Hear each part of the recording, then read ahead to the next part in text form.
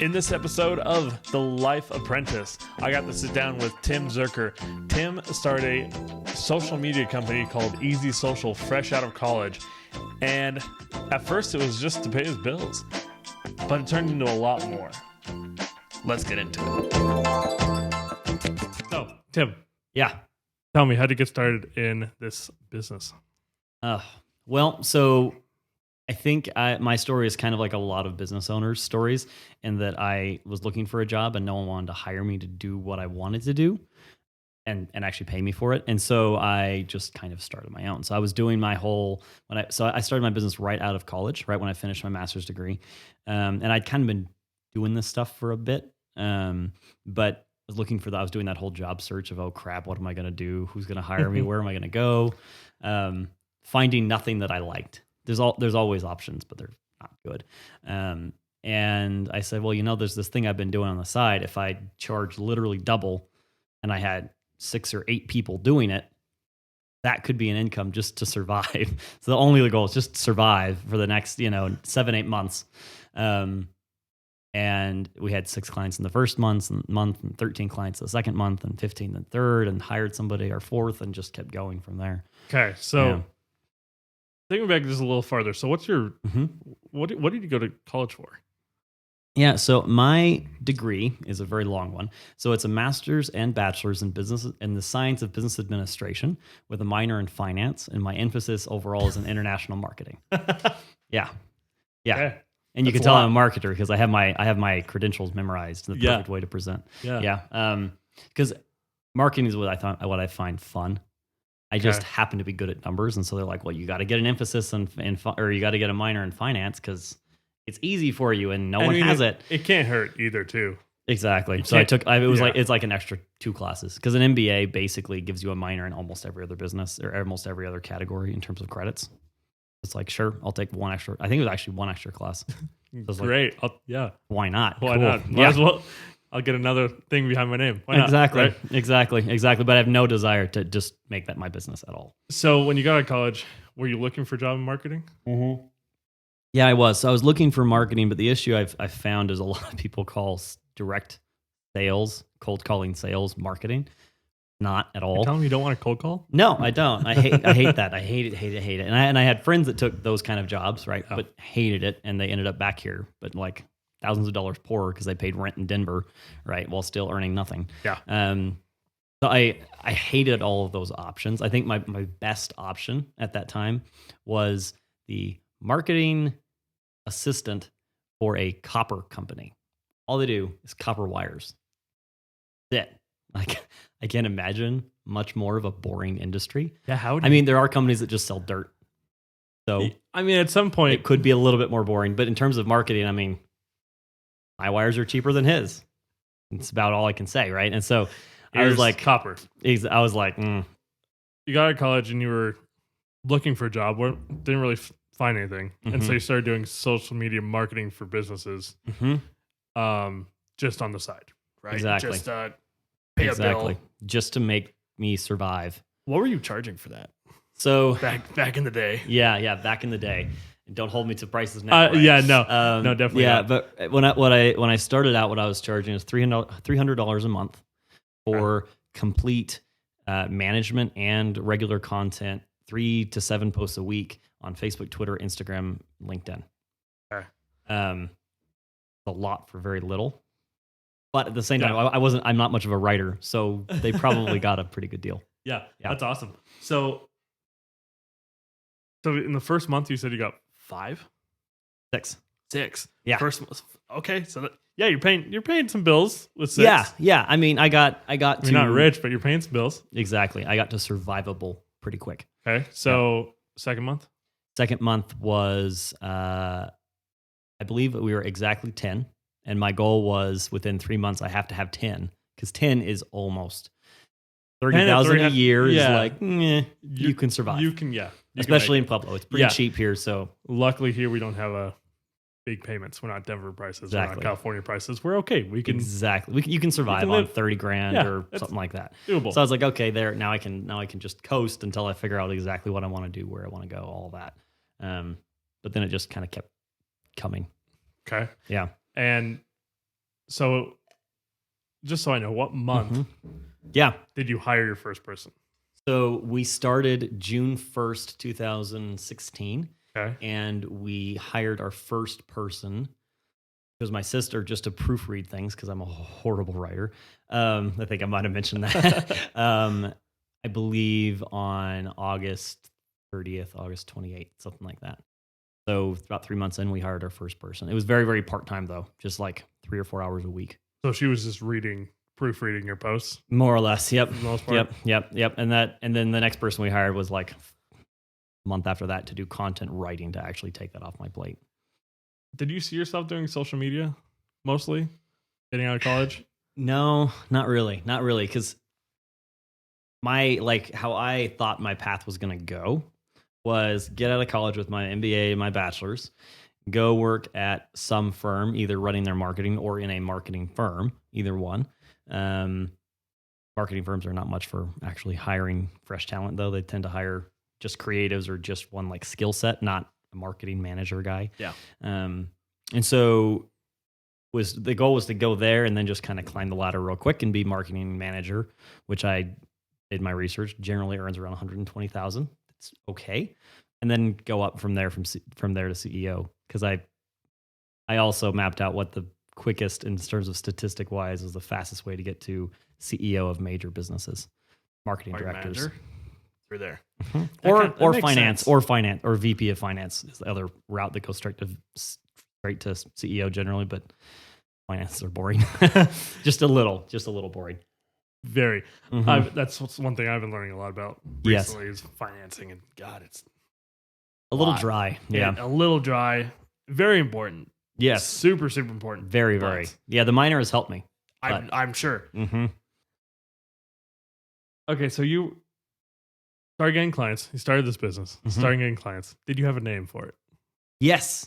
So we were officially named and had we were officially named before I ever talked to my first person that was outside. So I worked for my brother-in-law for my last year of college, kind of doing this stuff. Okay. I didn't have a name then, but I had a name by the time I talked to my first client. I had our name, and that's Easy Social, and that's just still our current name, even though we do a lot more than social now. And then I think by like the second month or so, I had my logo and brand together, and then stuff kind of came after that too. Yeah. How'd you go after those first few clients? You said you got 5 in that first month. How'd you go from 0 to convince 5 people to pay $300 for social media in a month? Yeah. And then double that the next month.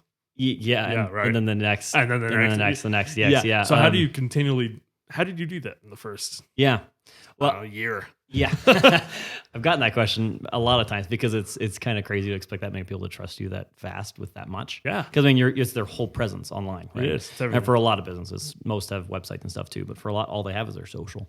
I think a couple different things helped me. One, I didn't do any cold calls. None of those were just random people that I hit up and walked in their office. Because that really just doesn't work unless you have tons of experience and you're cheap and they know about you already. Then it works, right? And I had none of those things. People consider that $300 expensive. It's not, but whatever.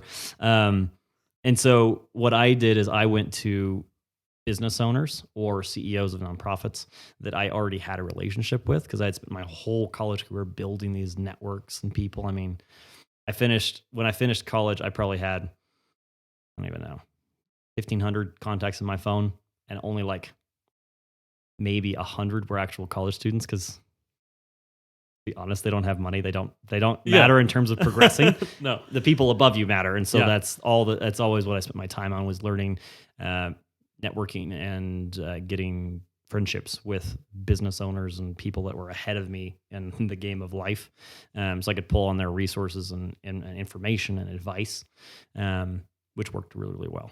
Really, really well. So in that first month, did you just open your phone and start texting, calling, email? What were literally you doing? That's all of it, exactly. So I mean, the first thing I did is once I got started is I went to all of I got a big family. So the first thing I went to all my family, was like, hey, I'm doing this thing. Do you know anybody I could talk to? Do you know any ideas for me? Right. And so that set a couple of meetings. Yeah. I don't know that generated a ton of business, but a couple. One of my first was a beautician who owed a bunch of her business to my mom. And so my mom was like, she really needs you, and mentioned it while she was getting her eyebrows done. And then I show up at the front door and talk, and it worked, right? Yeah. Moms are the best for business. Moms are the best. Moms are just the best. Well, because they have like 40 years on us and experience, right? Or however, whatever.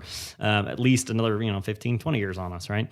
And so, so that was really helpful. And then from there, I literally opened up my phone and I just scrolled through the names and just one by one and try. Who's this guy? Google his name real quick. Oh, yeah. No, he's not. No. This guy, financial advisor. Nope, he can't do that. No, just boom. This guy owns something. Text, call, and email. Had my whole Excel sheet built out with all the potential leads and what I had talked to them about so far, so I could follow up again. So you had a database, basically, right? More or less. A little CRM. More or less. Excel sheet, exactly. Where we all start with our exactly, CRM, right? Exactly, which is more or less your phone book, and that's basically it. My database was a Excel sheet for almost first year. Yep. Well, and I actually didn't really start tracking until like 6 months in, which probably hurt me because I have a horrible memory. So I'm sure there's still people out there from 3 years ago that were like, oh, I could probably hire that guy that texted me 3 years ago, right? But I always forgot to follow up. Okay, so what were you saying in the first 2 months? Yeah. First month. How did you say to somebody, hey, I'm starting a social media company. Let me run all of it for you. Exactly. Yeah. How did you do that? So I kind of had two different approaches, and one is definitely superior to the other, I learned. The first was, got in the door by just saying, hey, I have an idea for something for your business. I'd love to just meet and talk, because no one wants to be pitched ever, right?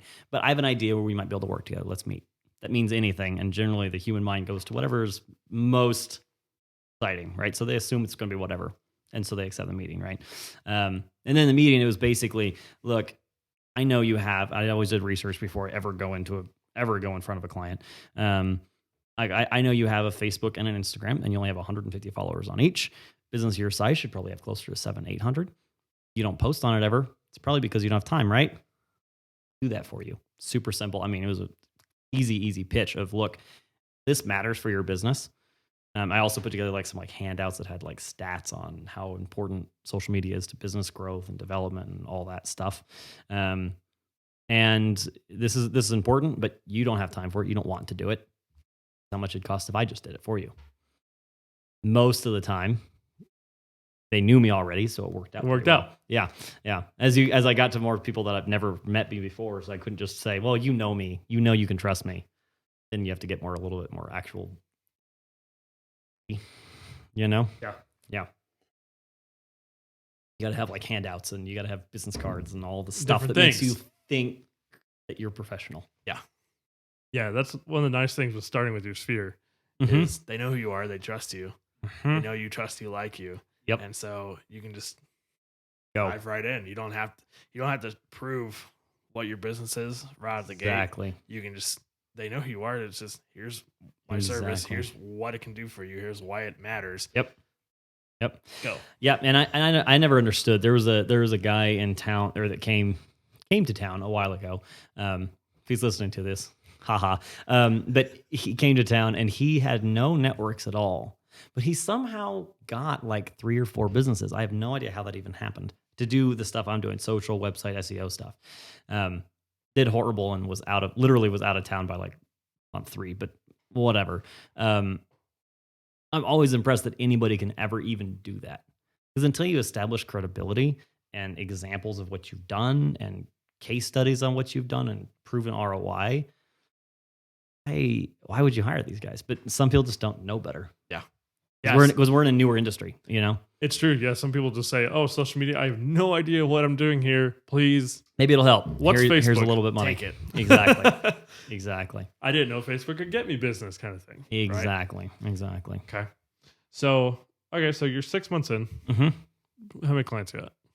6 months in, we had 14, I believe. 14? Okay. So you got some, lost some. Exactly. It's always how it goes. Yeah, I think by 6 months, or no, We had more than that at 6 months. We had 18 by then. Okay. So we gained probably 20 and lost 2 just for different reasons. Like, whatever, we did it for a month, but I like what I do more, even though I don't do it as much. So I'm going to do it myself. It's fine. But yeah, so we gained some, lost some, but I think we were about 18 right then. And then by then we also had 3 people on the team. Okay. Okay. So walk me through those first couple hires. Yeah. What were those? So the first one was your sister. And she came in what month? Month 2 or 3, I think. Okay. And you were just giving her, here's all the stuff that I'm writing. Absolutely. Yep. Just make sure I don't look stupid. Yeah. Okay. Or help me look less stupid rather. Yeah. Yeah. Okay. Yeah. That's when writing's the worst. Always is. Yeah. Yes. What was your second hire? So my second hire was for content writing. Well, and so for social media, it's not just content writing. It's like a little bit of content writing and a little graphic design because you're doing images and stuff with everything.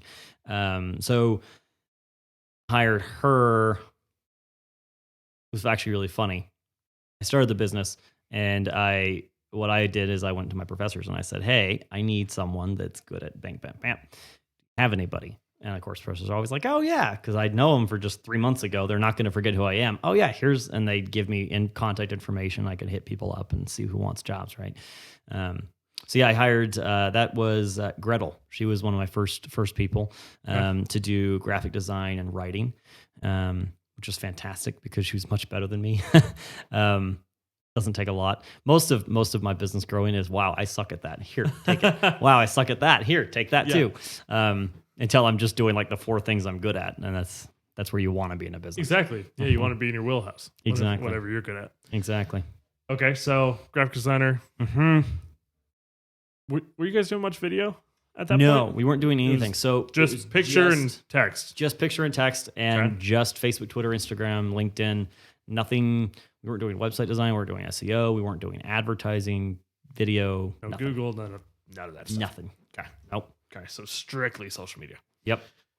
So who's number 3? Because you said you had about 3 people. By then, right? Yep. So then my number 3 was Julie Bush, and she's actually still my. Met her. She's awesome. She is. She's awesome. I have a hard time describing her technical title is operations lead or leader of operations. She's like my right-hand woman that handles everything. Now she runs the whole content, graphic design team, video team, photography team, SEO, and website team. She runs all of that. And basically all I do is bill and pay and sell, and then I run the sales team. But yeah, so I just hired her to just kind of start out just to manage the stuff. So it's both content creation for the pages and then also management, which most businesses don't do. Almost every business out there or for social media just creates stuff. They don't actually reply to messages and comments and reviews. Okay. Yeah. So when you say management, you're talking about managing all the pages. All of them. So all of them. Making sure that they business doesn't have to do anything. It's nothing. They can walk in. Yep. And just say, oh, here's some new leads. Exactly. They get an email from us every month that says, hey, here's everything that happened. And every day when a new lead comes in, hey, here's a new lead. Here's his phone number and email. This is what he wants, because we already had that conversation back and forth. Do you do this? Yes, we do. Cool. How do I do it? Well, you just need to schedule an appointment. Okay, how? Give us your email. Cool. And then we just give the full lead to the person. So I hired her to take over that part. Okay. So in that first 6 months, those 18 clients you had, 18, 20 clients you had, were you doing more businesses that were getting leads like here's my phone number, email address, call me later? Or was it more of, here's my website, here's what I'm selling, driving people to that? Yeah. What was it more of? It was really a pretty weird mix. So of those 18 clients we had, I'd probably say 6 or 7 of them. So probably the majority and the largest group of them were what I'd call actual, service product, simple service product, right? So coffee shops, restaurants, beauty salons, the basic stuff, right? That is simple. I don't need to explain. Do you have coffee? Yeah, I'm a coffee shop. Just show up, right? Yeah. So just show up is the real thing, right? Yeah. Or here's a special, or here's a new drink, or whatever. The other group, we had 3 or 4 nonprofits that we were working with, and so they were donate now or here's what really matters. Here's this education piece that you really need to understand about this topic. And And then the rest were all kind of ones and twos of all sorts of things. We had a couple that were like actual leads. Like we had a couple of realtors. Well, actually, I think we only had one realtor at the time. We had not a financial agent. What was he? Insurance agent we worked with for a little bit. Just kind of random. Yeah. So it sounds like it was mostly posts about acknowledgement, getting them to acknowledge that this is a thing. Here's where we are. Come here. Awareness. And then or brand. Awareness. Yeah, absolutely. That'd be the social media term for it, right? Yes. And then just a little bit of sprinkle here and there of actionable items. Yeah. Right. Hey, come buy this right now. Yeah. Hey, come buy this now. Come donate. Which is what it should be most of the time for pages. It shouldn't be buy, because no one's going to follow. You just tell me to buy all day long. I'm not going to do it. I always pick on real estate agents because they always do that. They're always like, hey, do you need a house? Hey, do you need a house? Look at this new house I bought. Okay. Get it. I get it, right? Put the guns away. Exactly. Calm down. I know, but I'm going to unfollow you because all you are is spamming my page, right? And it's so we tried to never do that for our clients. So so you know, if it was a realtor, right, it'd be a couple of funny memes about real estate life and how crazy it is. And then, by the way, hey, you know, I'm a realtor. This is how you can help me. This is how you can refer people to me. Or, you know, fun thing. And then, hey, this is what makes me different than every other realtor. I have better rates, or I have better experience, or whatever. It kind of just depends. But most of it, is like 75% brand, and then like 25% or less. Hey, come buy this thing. Come give me your information as a lead, whatever. That's 6 months in. When was the next significant change in that business? Boy.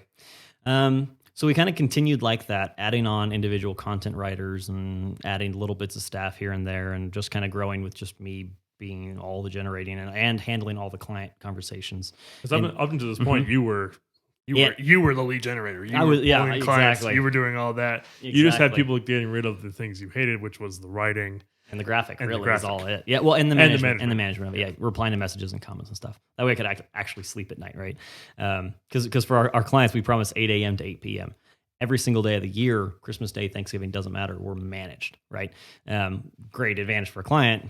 Sucks if it's just you doing it, right? Yeah. And there's no way to get a vacation because there's no one else doing it, right?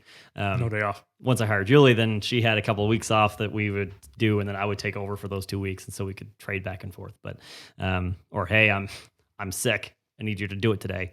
And that would work pretty well. But yeah, so we just kind of continued like that for a while, and probably until we were at 25, maybe 30 clients, is when we kind of realized that we kind of hit a wall, right? So, and I don't remember the exact month, but as an example, say month, I think it's 17, say, right? So month 17 to 18, we gained 2 clients and we lost 2 clients. 18 to 19, we gained 3 clients and we lost 2 clients. 19 to 20, we gained 4 and we lost 3, right? Just constant turnover, right? Yeah. When turnover really became an issue, and I realized that this is a problem. And so I did a couple different things all at once. So when did you realize that? Where were you at in your business when you saw, this is happening and this is a problem? Yeah. It was basically in that my time was being spent on engaging new people and trying to bring in new leads and bring in new business because I want to grow, right? But where it probably should have been spent was in maintaining with clients, meeting with clients, giving them updates on reports, things like that, right? Because I realized that, so I was literally, I know the moment I was just like, crap, I can't keep you going. I can't do this. This is not a functional system. I was getting in my car at CSU Pueblo because I had a meeting with someone up there. I don't remember what it was. And I opened up my email inbox and I had 35 emails from clients because I get rid of spam like religiously. So like 35 actual like questions or comments or issues or something, right? Like 35 of them. And I scroll to the very bottom and there was, hey, Tim, I really need this done by this week. And then 4 emails later, we're canceling our service from that same guy because he couldn't hear from me for 3 days or 5 days, which I totally understand, right? I'm like, yeah, I would do the same thing. And so that's kind of was like, oh, this is really hurting us. Because I was doing what every single small business owner does, at least temporarily, but often what most of them just get stuck in. I was the funnel point. Everything came through me. The Client wanted something, it came through me, then it went to the content team. The client wanted a change, it came through me, then the content team. The content team had an issue, it came through me, then to the client, blah, blah, blah, right? Same thing for billing and paying people, everything, right through me, right? I'm not a very efficient person in doing everything all at once, right? And so Nobody is. No one is. That's exactly. So we said, okay, we can't keep doing this. And I did a couple things all at once. So that was a busy January is what it was. And we had a really bad November, December because of that. Also November, December is like always a bad time for marketing agencies. Everyone's at the end of their budget, but no one's ready to start something new. So it's just only drops and no add-ons. And it's like, it just sucks. But everyone's cutting. But no one's hiring really yet. Everyone's going to hire in January or February, but right now, no. And so it sucks, but whatever. Everyone's like, ooh, if I cut, I could make myself a bonus. Hey, you're fired. Great. All the time. That's my life for the next 2 months. But we were in January and I was like, okay, this can't keep going. This has to change. And so I offered the whole team a promotion. I said, look, I need to hire some person, one of you guys, to handle everything with the clients from here on out. We need to shift from me being the everything guy for clients to me being the owner. And if you have a big issue, you come to me. But otherwise, you talk to your representative, your Easy Social person, right? Most marketing firms call it a account rep that like only has 15, 20 clients and they just take care of those 20, right? Yep. And most every service business has that. Insurance, financial, everybody has a rep for their thing, right? I hate how most people do things, so I did it a little bit differently, but more or less that was kind of the role. And a couple different people said they might be interested in whatever. I got a whole bunch of applications from outside people. But Julie, who has always been awesome and good at telling me when I'm doing something really badly, said, you know what, I could probably do this. I think I could do this. I have the experience because she had worked at another business before doing that kind of role. Hired her, and that was probably the best thing I've done. That was probably like the single biggest like hire that was like, oh, so much better. Almost instantly, right? Yeah. I mean, our retention rate went from, well, actually, I don't even know the exact rate, but I mean, we went from losing almost as fast as we gained to losing 1/5 as we gain, right? Just overnight. And it freed me up to actually go get more clients too. Yeah. And that's huge. That's usually one of the biggest breaking points for businesses is the transition between, okay, I'm doing everything and I'm losing business now. But I don't want to take the time to go hire. Yep. Hit a big mess right there in the middle. Yep. One of my big mentors says it's about changing from working in the business to on the business.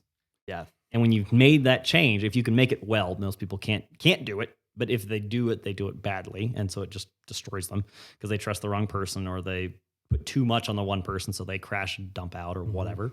If you can do that transition, then you've got a whole nother world of growth before you have to have a next big problem.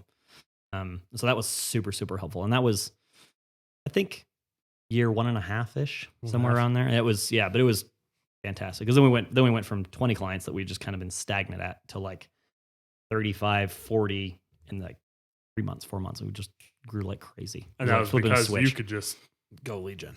Exactly. Go get I could actually focus because I had no time for anybody, right? I didn't have time for the leads, right? I'd have a meeting and then I'd be like, yes, I'll get your proposal. And then a week and a half later, hey, here's that thing. Let's do business. I've already hired somebody, right? And for clients, right? It was a delay on client side. But everyone was kind of suffering. When I switched, I was like, okay, I'm going to focus on this. Everything that's in any of these categories goes straight to Julie.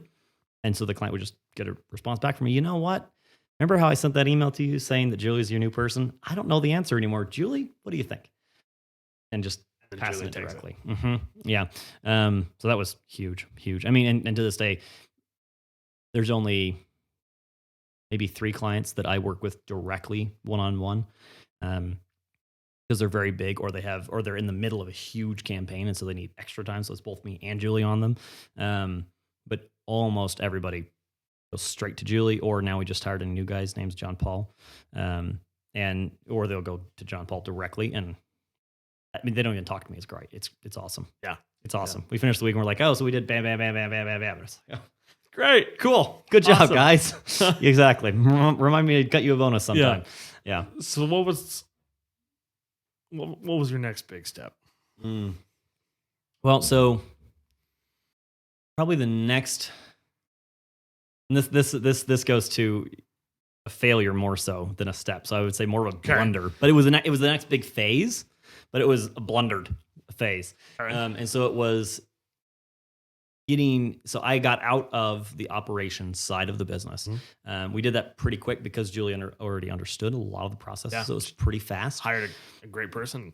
Exactly. Right, and it went awesome. And she's comfortable with vagueness because I define processes now. I'm very religious about it. But at the time I was just like, I don't know, be nice to them.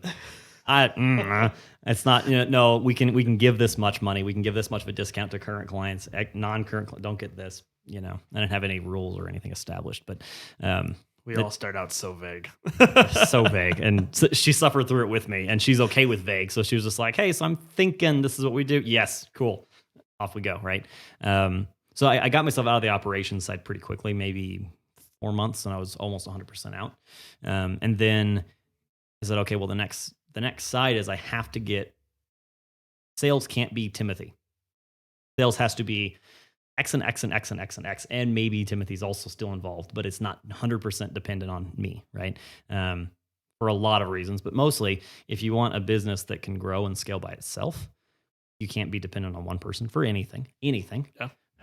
Also, you got to take a day off, right? Sometimes, yeah. It's crazy. It's crazy when you want to take days off. You can't because there's no time. Yeah. And so we tried to hire 2 different sales guys. Both had pretty good experience. I mean, I still think I made a good bet, but it was not a winning bet. Long and short of it, one was in Denver and one was out in Seattle because those are 2 kind of hotter markets that I said these 2 could be a good fit for us. Went horribly. Cost me more than my master's degree, but I learned a lot faster because it cost me more than my master's degree in 4 months. And then I learned a lot more, probably not more than my master's degree, but almost as much as my master's degree taught me in that quick 4 months of losing money. But it taught me a lot. It taught me a lot because, and I guess what I should also say, kind of leading up to that year, we had our worst November-December drop ever right at the end. And then we had an investor come in on January 1st, and all of a sudden, hey, welcome to the team. We're losing $4,000 a month, right? Not the best intro to now that you're ownership, guess what? Hurts. Yeah, start writing checks because we're out, right? But I mean, we got that fairly under control. And once we had that, I was like, okay, it's time to go in the next phase. We got this investment for a reason. It's to spend it on this next phase, which was developing a sales team. And so we spent quite a bit of money on Denver and Seattle. We had office locations. We had staff there, 100% full-time. We had some money set aside for lead generation stuff, all the professional, they have business cards and all their handouts and all the stuff that goes with it. You're nodding your head. You know what it is.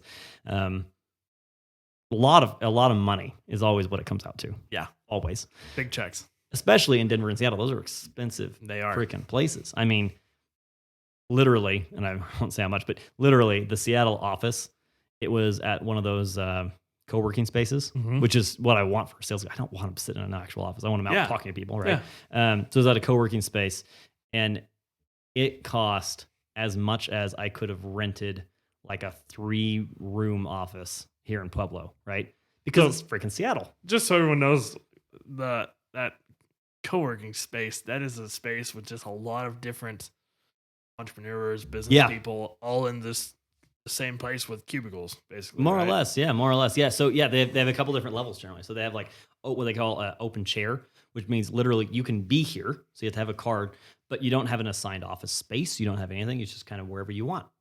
Generally, most of them have like coffees and snacks and beers and networking events and trainers and mentors and all this other stuff that goes with it.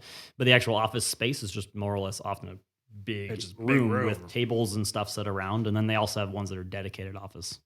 You're in the whole working space and you get a little So were you guys in the cubicle or did you have No, I just got him an open chair because I did not want him sitting and on it was a still spot. 3 times more expensive than the space here. Still. 3 office space here? Yeah. Well, it would have cost as much as a 3 office space here in Pueblo Dedicated office, like just ours, right? It's crazy. Yeah, that's Crazy how expensive. So that's huge expense. Yep. Let's go back a little bit though. So with that, so you decide to expand. Why? Yeah. What was not a question most people ask? Good question. Thanks. Yeah. I tried the same thing, and I learned the same. It hurts. Things Quick. It's very expensive, and It is. What's interesting is if you look at those big businesses out there, Walmart's, those big guys. The successful ones usually, when they expand, it's a very small test expansion. Yes. I mean, we're talking they can get there in 30 to 45 minutes. Exactly. Kind of thing. Yep. I learned that the hard way. You're highlighting the problems that I realized. Yeah. Yeah. So, and then they just kind of blow up from there, and it's that's the way most have done it. Yep. I wish someone told me that sooner, and you're not. Well, you wouldn't have listened. I heard it too. I didn't listen. I'm like, I can expand. It's cool. Yep. I know better. Always. I'm smart. We always know best. Yeah, until right. we're. So tell me about that. What was the initial? Why did you initially expand?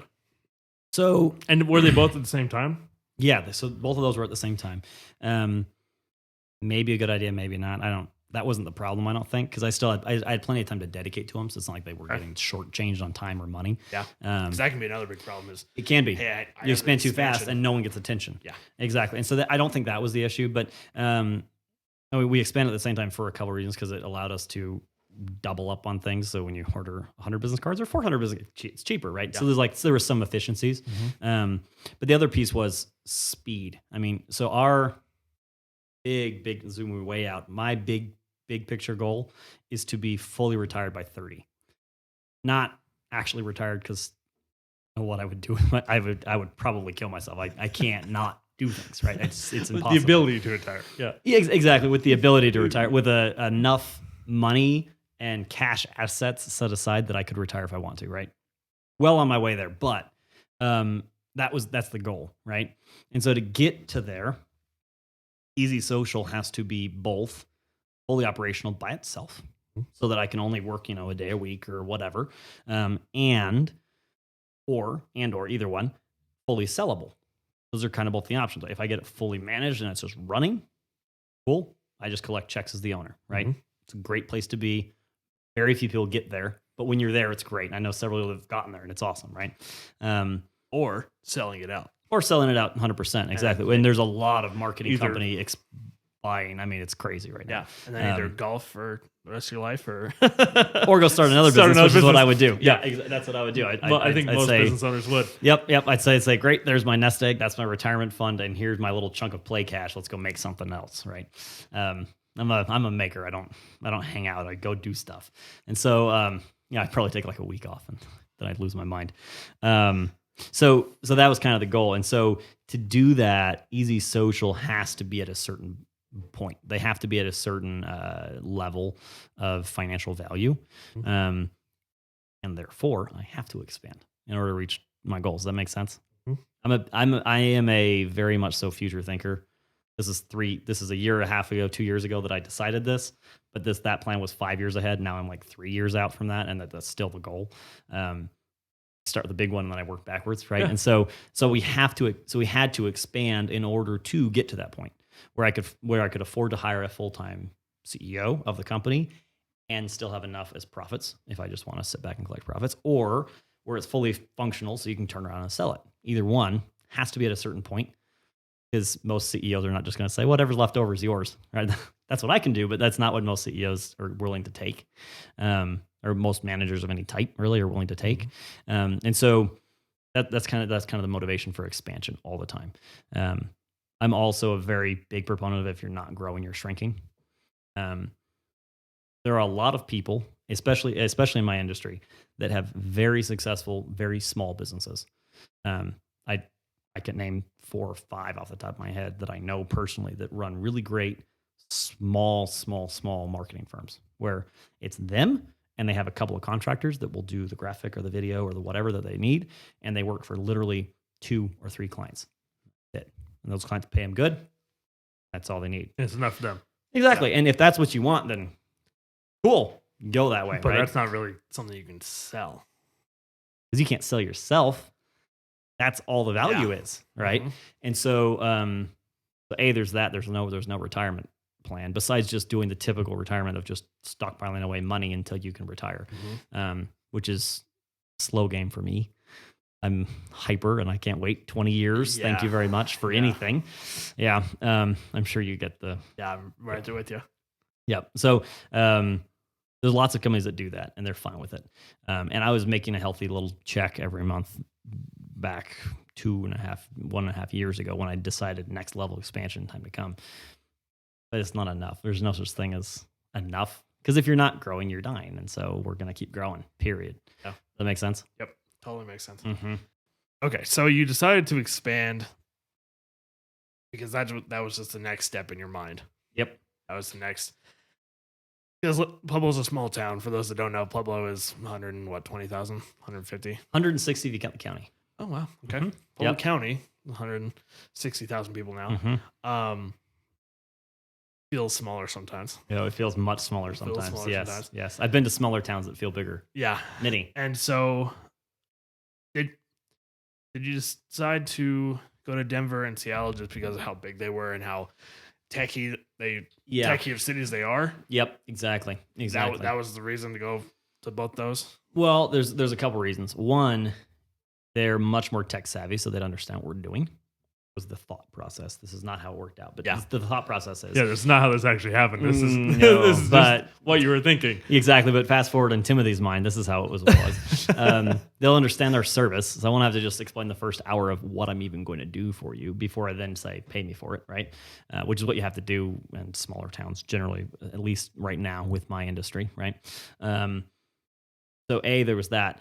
B, I had noticed that there is a significant difference in price acceptability between small towns and big towns. So what you mean by that is, so here, I mean, you're not charging $300 anymore. But using it as an example. We'll use $300. So here you could charge $300 a and month. people would whine about it. There, you could charge more, like what? Like $600 a month. $600 a month. If I didn't charge that, they wouldn't even hire me because they say, no, you understand. I want like a real service. Oh, not even kidding. I've heard that before. Of like, well, we decided to go with them because just the price itself says that they're probably more professional.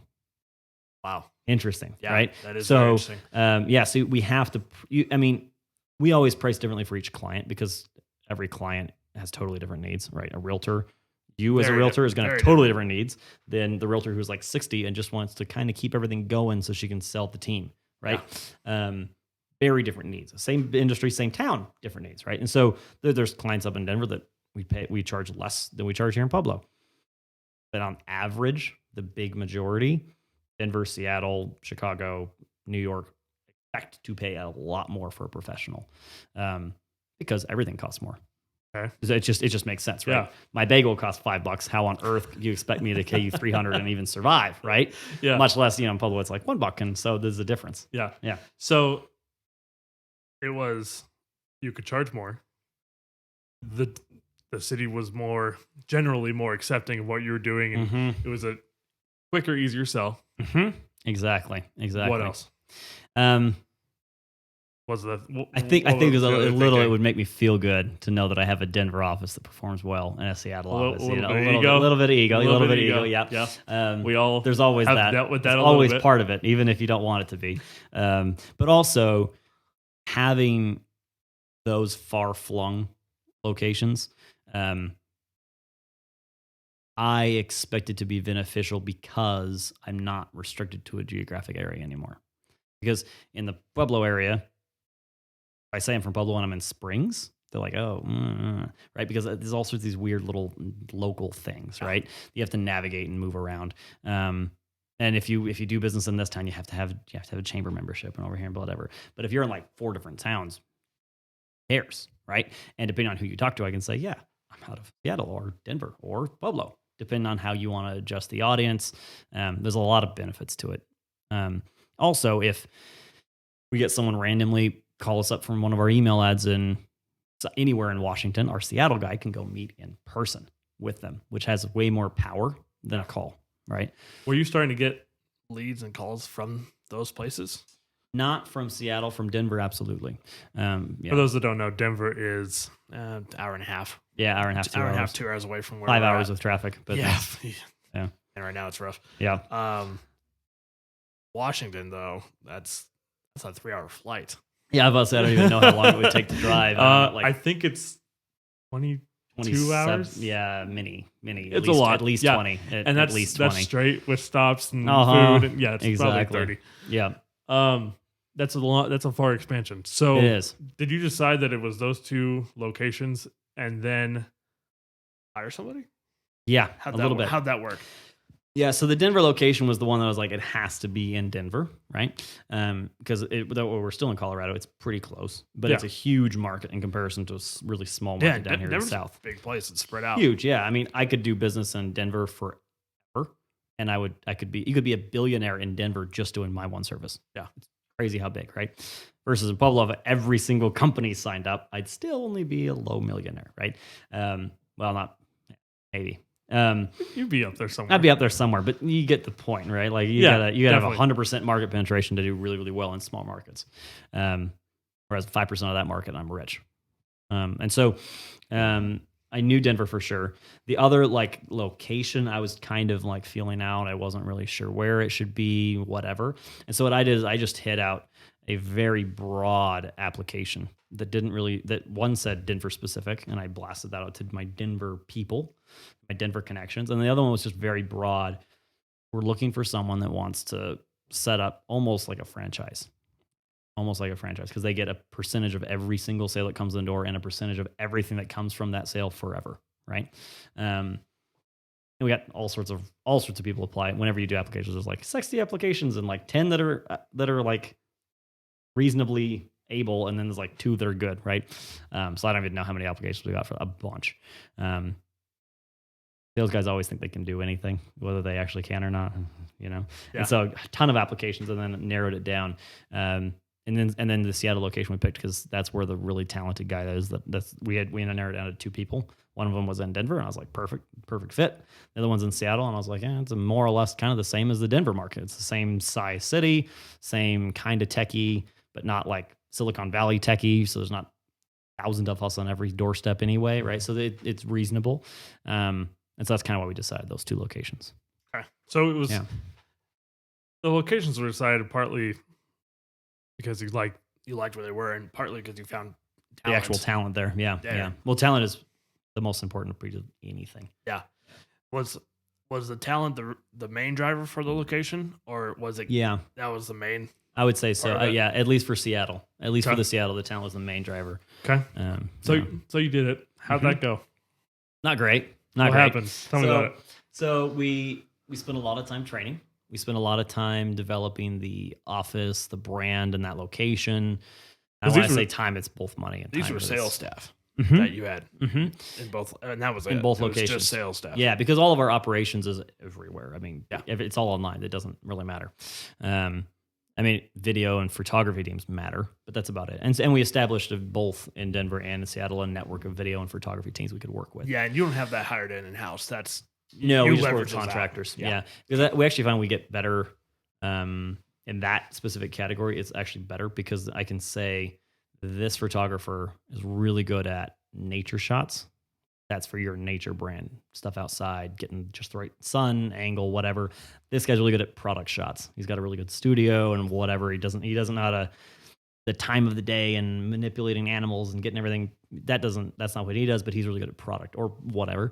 And so it helps to actually have a network of multiple options. And also it's not on your payroll. Also, I don't have to worry about it. Yeah, you don't have to worry about it. It's exactly you can leverage out. If I get a shoot this month, cool. Not whatever. Yeah, it's not a constant bill on your P&L that you have to worry about. Exactly, which is always nice. Anytime you can make it variable and not constant is better. Definitely. Yeah, so we did that. Lots of time and money training, all that. Flew out to Seattle, did a whole week out in Seattle training and going over sales calls and doing some sales meetings with them. And not for lack of trying by any means. I'm still friends with both of them. They just couldn't get traction. And when I say traction, right? So email and call, 100 people that likely would be someone that might be interested. They'd get back like 2 calls or emails, right, out of 100, which is in my business average. That's beats average, but that's not. We don't judge ourselves via average ever on any metric. If we did, I'd be happy all the time. But it's too low of an average, frankly. And so the conversion rate on just the callback. Just the callback like was 2%. so low, or worse, or even. less. Yeah, and so they just couldn't get the traction of just people interested, much less people interested and then willing to actually pay for it. Yeah, I mean, if it's only 2% conversion, and then out of that maybe another 20% or 20%. Yeah, that's tough.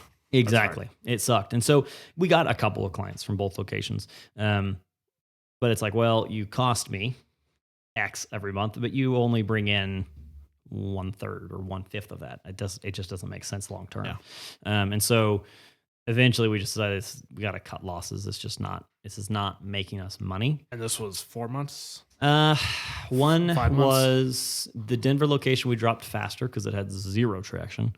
Oh, And so we dropped that one faster. I think maybe probably 3-ish months. And then the Seattle location got some, not enough, but kind of got some movement on it. And I think we ended up just finally saying, no, we're done 100%, not spending anything else at like 6-7 months. Yeah. Okay. I mean, long enough to see if it was going to work. Yeah. Long enough it was going to, and it didn't. And so, long enough to hurt your pocketbook. Pretty good, yes. Right? Yeah. Yes. Okay. Every mistake always hurts your pocketbook. Whether you see it or whether it hits you later, it always hurts your pocket. At some point, it comes back to get you. Lesson of hard knocks, right? Yes. I mean, for Yes. me, it also teaches you, which helps later. Yeah. But I didn't get it. I dropped out of school sophomore year in college. And I'll tell you what, the last 8 months. Yeah. 8 months. Well, no, more like a year and a half. Yeah. Honestly, has taught me more about business than I think any college degree good teacher. could. Yeah. Not that that's not important. Absolutely. And I'm sure it's very helpful. Absolutely. And I dang near paid for it. I get that 100%. I really paid for it. That's how I felt. I was like, man, someone could have told me that. I would have saved a lot of money. Gotten 2 college degrees. Yeah. Honestly. Yeah. But man, it's very important. It is. Very important lessons, very important stuff that It is. I'm glad it worked out the way it did. Mm-hmm. Looking at it now. Yep. During the time, yeah, it stunk, but Exactly. Yeah. So like right after, I was just like all down on myself. What a waste of money. What a dumb idea. What a waste of time. All these things, right? Because I'm investing time, and then I was still generating sales on my own, but not as much as I could have been. you're focused somewhere Right. else now, So right? there's opportunity loss. I don't know what that is, but I'm sure there is. And there's actual cash, and there's actual time, and there's whatever, right? Yeah. And so, I mean, that sucked.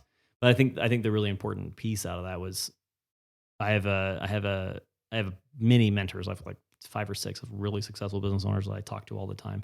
And then I also have a business coach that I work with because it helps so much. Because a mentor doesn't have time to sit down and go through every single line item of your expenses with you and talk about hiring and go through resumes with you and all this stuff that you need the extra perspective on. Yeah. And of course, now I have managers inside my team that can help me with some of it, but it's still helpful. And so how he rephrased it to me, because he could tell I was just like all beaten up myself, right? He said, no, this is a lesson. You need to stop calling it a failure, because it was obviously, right? Obviously a bad idea. But you've learned from this. And so what are all the things you learned? And so we sat down, we did this like in depth. And I think that's what a lot of people miss out on, especially in any industry when you're kind of on your own, whether it's business owner or individual advisor for something or whatever, or an individual consultant or whatever it is. Because you don't want to think about your mistakes because they suck and they make you feel bad. And so you just want to move on, right? Mm-hmm. But I think what that whole kind of experience taught me is to kind of, not to dwell on it, but to dive in and really, what I call it is do an autopsy on it. And so every time we lose a client, every single lost client sucks. It loses us money and time and energy, and also just sucks that they decide to fire us for whatever reason, right? We get very, very, very, very, very few that fire us because they don't like our service anymore, which is fantastic. We had 2 this year that fired us because we've done so great that they've grown, and now they got to hire someone internally. And it's like, well, What? I feel like you shouldn't, but whatever, right? But those are the good kind of Yeah. fires. Is like, hey, we've done so good. We're hiring staff. So sorry. Sucks, but Yeah. I feel good that I gave you much more than you paid for. So that's fine.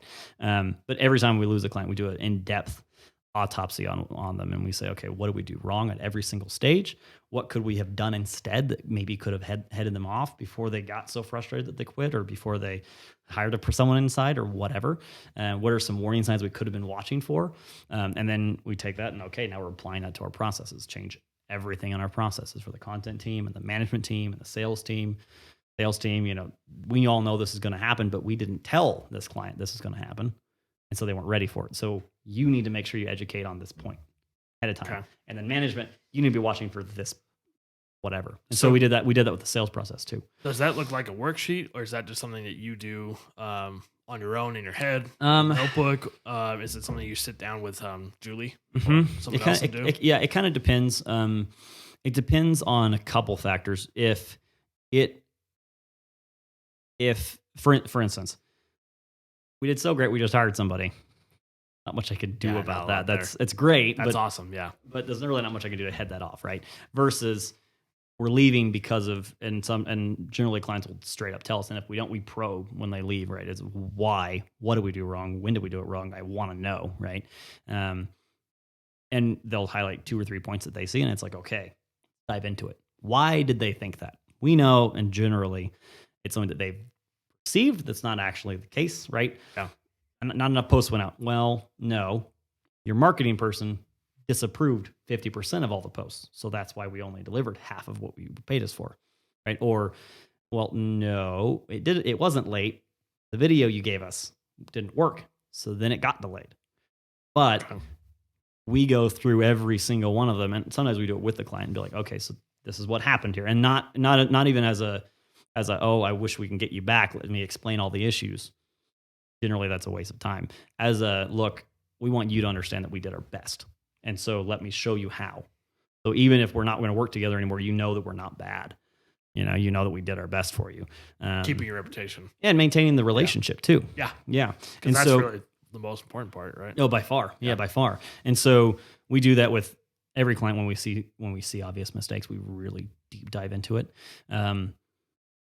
But sometimes it's kind of like a workbook. Generally not a workbook per se, though. We have kind of like the couple of categories, right? What did they see was wrong? What actually went wrong? What can we have done to correct it? Are kind of the 3 big categories. And so we do that for every single issue. Do you have that on a sheet, or is it something you just write? You have in your head on a notebook. It's something we just kind of have in our head. Yep. Okay. Because it's really just me and Julie that does that. Now that we've hired John Paul, so it'll be me, Julie, and John Paul that does that every time there's a mistake. But we all do it together every single time, so we really get a good idea on what happened and where it happened. So we're pretty careful about it. I mean, it's pretty simple.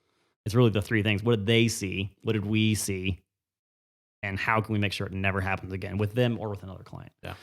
And then once you have that picture in your head, then you go back and look at your process, the actual process, say, okay, well, where did the ball get dropped? Who dropped it? Exactly. Did we drop it? What happened? How do we change this? Exactly. And sometimes the answer is there's no changing it. This is the reality of it, right? The reality is we're going to have some good months on your social report, and we're going to have some bad ones. It's just the reality. And if the fire's over any or one bad month, they're not going to be a good client. If they can't understand the big picture, probably a waste of time anyway. Probably saved us all a little bit of effort, right? I always hate when that happens, but it makes sense. And they're going to have the same issue with the next person they hire and the next person they hire and the next. It's just a reality, right? But even still, how can we communicate that ahead of time so they know that they're not all going to be positive? We're going to have 3 really good months, and then we're going to have a bad month because you always have a bad month at some point. Yeah. And every industry has trends, right? Yeah. We're going to hit a downtrend. That's just how it works, and then we're going to adjust, and that's how we're going to compensate. So we try to have a solution for everything. Some things are just like, well, and you guys have a big outside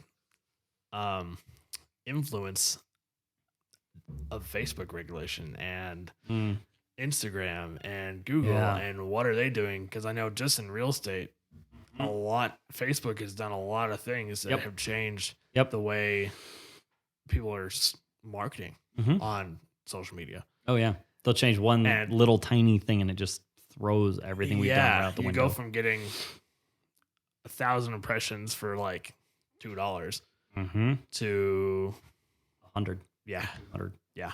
Yep. It's rough. It so is. how It do you is. deal with those outside influences that We have no control really over? that really you have no control over at all. Yeah. Well, I mean, there's kind of a multiple prong approach. So most of the time, you can see these things coming. Sometimes it's just out of the blue. Where the heck did that come from, right? But most of the time, you can see it coming in one form or another, right? Facebook advertising got more expensive. It's been getting more expensive for like 15 years. It just it is, and that's always what happens. Snapchat is super cheap right now because Snapchat advertising is kind of a new thing, and in 15 years it won't be because then it's not new, and everyone knows its value, and so they're going to raise the price appropriately, right? It's just always how it goes. I'm sure Instagram's skyrocketing right now. It is. It is because people are realizing the value. It's just that's what happens, right? Yeah. And so you can see it coming, and so you should be ready for it. And so what we do is we're really religious on the people that are involved in strategy, which are generally the account managers or the client results managers, is what we call them. And me and the sales reps are really knowledgeable about what's happening because as a sales rep, if we talk about something and we say, oh yeah, we should probably do an advertising campaign and this and this and this, we need to know advertising campaign is going to start waning. We need to make sure the organic is there because this is going to get more expensive. Or we need to make sure that the ROI is several 100% because it's going to start getting way more expensive pretty soon and that'll drop, right? And of course, the managers need to know because they need to be ready for what the shift is, right? A good example when Facebook did it, I don't know, almost a year ago now, is they had a huge shift in who and how many people a page can reach, just flat out, which dropped everybody's reach. And that sucked. It was across the board. Sure. Everybody was negative that month, right? That's just how it goes. But they had it with some very specific stipulations. They said content that encourages conversation and not just likes or debate or engagement between friends, because the whole thing was Facebook's getting too much like a feed and not like an engagement platform where you comment and you tag and you like and you go back and forth, right?